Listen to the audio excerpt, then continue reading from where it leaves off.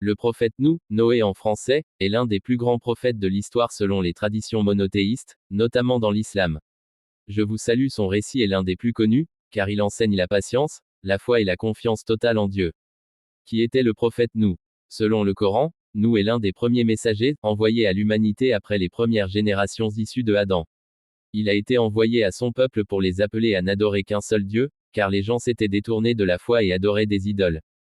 Est considéré comme un modèle exceptionnel de patience, il a prêché pendant 950 ans, appelant son peuple jour et nuit à revenir vers Dieu, mais très peu l'ont écouté.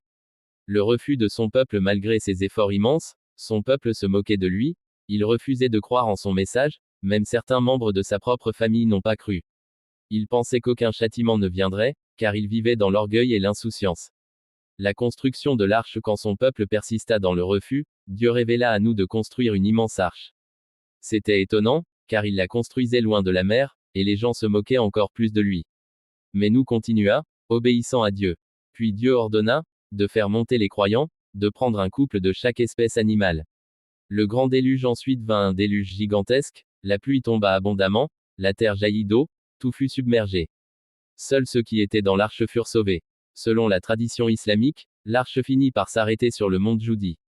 Une épreuve personnelle très dure. L'un des moments les plus émouvants du récit est que le fils de refusa de monter dans l'arche. Essaya de le convaincre, mais son fils refusa et fut emporté par les eaux.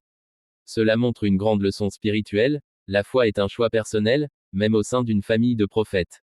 Les grandes leçons de l'histoire de son histoire est pleine d'enseignements profonds, la patience face aux difficultés, la persévérance dans la mission, la confiance totale en Dieu, le fait que la vérité ne dépend pas du nombre de gens qui y croient, la responsabilité individuelle devant Dieu. Dans les autres traditions, l'histoire de existe aussi dans la Bible, où il est également connu pour l'arche et le déluge. Dans l'islam, il est considéré comme l'un des grands prophètes qui ont préparé le chemin pour d'autres messagers, dont Ibrahim.